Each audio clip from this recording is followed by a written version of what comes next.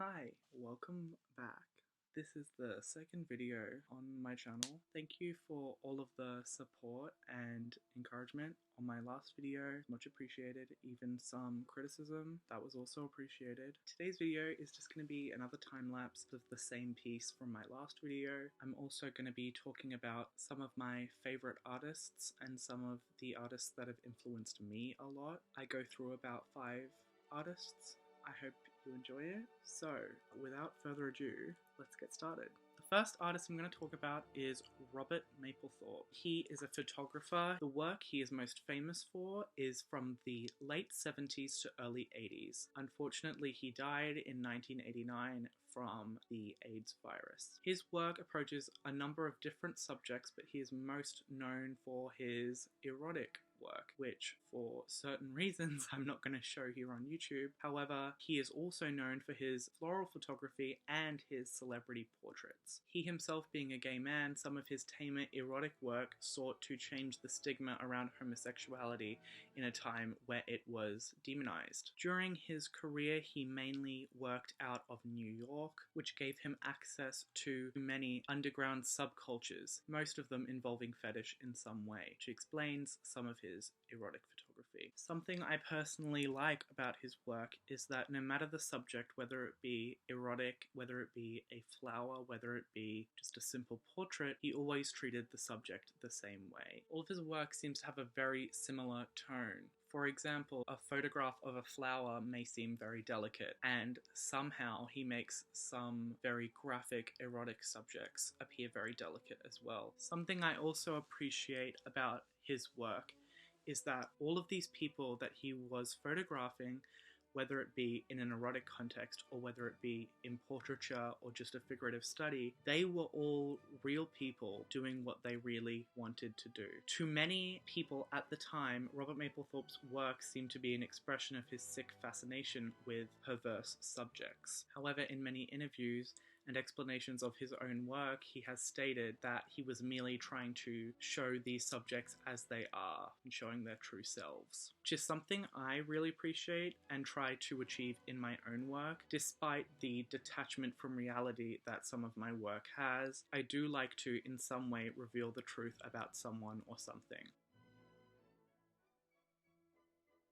The next artist I'm going to talk about is Junji Ito. Junji Ito is a Japanese artist working mainly as a mangaka or a manga author. He mainly works in horror fiction. However, he is well known for his specific brand of horror, which often toys with the idea of existential dread, dysphoria, and how a fear of something small can grow to something much greater. Some of his notable works are Tomie, Uzumaki, and Gyo. Junji Ito is also well known for his body horror. Despite many people not knowing who he is, his influence on horror in general is undeniable. Something he is very well known for is his skillful use of the page turn. He will build tension for entire chapters sometimes, until you finally turn the page and see something absolutely horrific. Some of his work is pure nightmare fuel, so be warned if you are not into horror, I would not suggest checking him out. However, his ability to create unease and fear in a single image is really fascinating to me. Some of his characters that aren't even that horrific or aren't meant to be still have this sense of unease, something odd about them. And this subtlety is something that I'm trying to achieve in my own work and I'm working towards. However, it is something that I'm definitely struggling with. Something I also love about his work and really manga art in general is the use of contrasts. I talked about this in my last video. I'm often really attracted to high contrast. Manga is definitely a big influence in my art. It is something I fell in love with when I was younger and I still love today.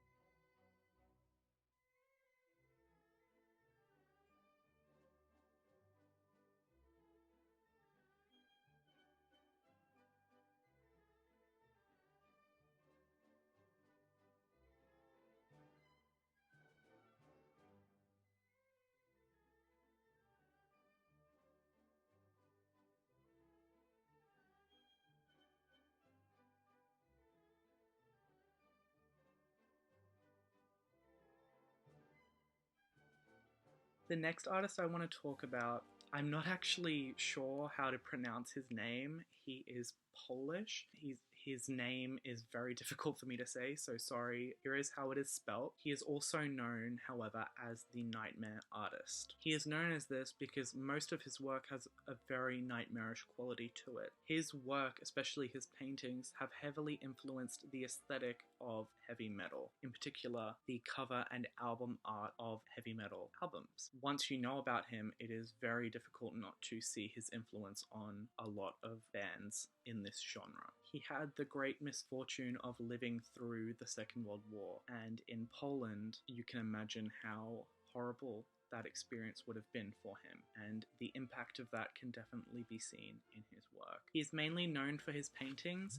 However, it should also be noted that he started with photography. At the time he started photography, the popular style was pure photography. The subjects of this type of photography were displayed simply as they are, in a very clean, sharp image. This was a rejection of earlier photography influenced by Impressionism. One of his photographs, called The Sadist's Corset, was a picture of a nude woman with wire wrapped around her and a out-of-focus chair in the foreground. It's a very simple image, but the impact of this image is undeniable. It is a very haunting photograph. It completely rejected the style and ideals of the time, and eventually he moved to painting. Something I seem to be really attracted to artistically, especially currently, is really haunting images, and you can really see that in this artist's work. That is really the best way I can really describe his paintings, as haunting.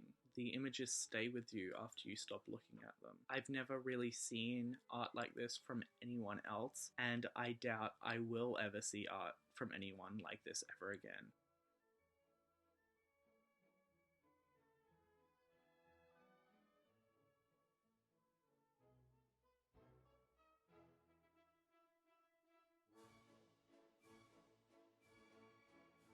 The next artist I'm going to talk about is L.S. Lowry. L.S. Lowry is an English artist from Stretford, Lancashire. He is most known for his paintings and portrayals of Pendlebury, Lancashire. Now, this artist has a special place in my heart. I first came across his work thanks to my mother, who actually was born and is from very close by. And a few years ago, I had the pleasure of going to a museum dedicated to him in that area. It was a very influential experience for me, as I'd never really seen Impressionism done the way that he does it, or did it. He is most known for his matchstick men, and once you see his work, you can understand where that name comes from. At the time he was painting, Britain had a very jaded view of what the working class was like and what their experience was like. There was no real proper portrayal of it and no real acknowledgement of the hardships that they went through. However, his portrayal of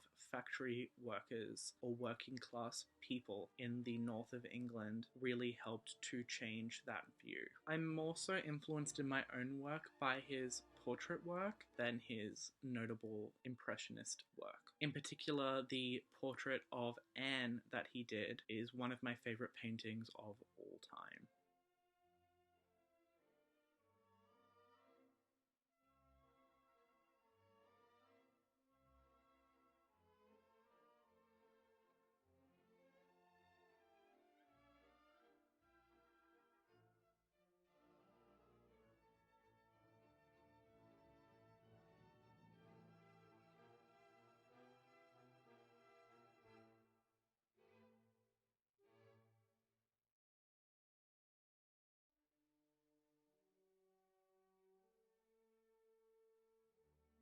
The final artist I'm going to talk about is Francis Bacon. He was another British artist, much like L.S. Lowry. He is most known for his very unsettling and haunting imagery, in particular his portraits of the popes. Something that can definitely be seen in his work, and something that evidently greatly influenced his work, was unfortunately the abuse he faced as a child and the abuse he faced within the Catholic Church. He used a lot of Catholic imagery within his work. However, he shifted the thinking around these images at the time by making them very unsettling and uncomfortable to look at, most notably his works portraying the crucifixion and, again, his depictions of the Pope.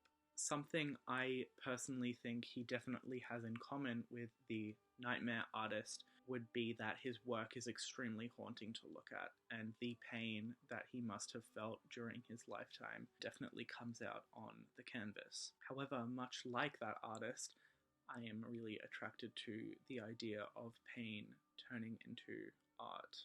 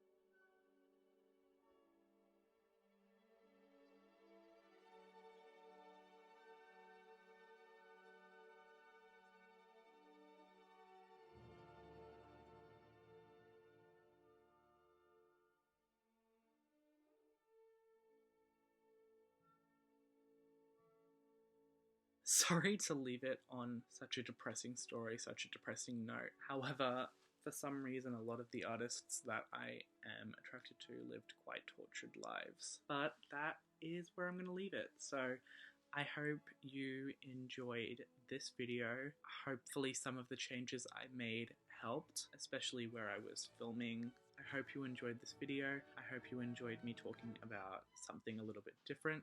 Hopefully I can find more interesting subjects to talk about in these videos. I don't really want to talk about the same thing twice or the same thing. I don't want to repeat myself in any of my videos because I can see how that would get very boring for the people watching. If you could like and subscribe, that would be super great and much appreciated. You can follow me on Instagram or Twitter. Thank you for watching, and I'll see you in the next one. Bye!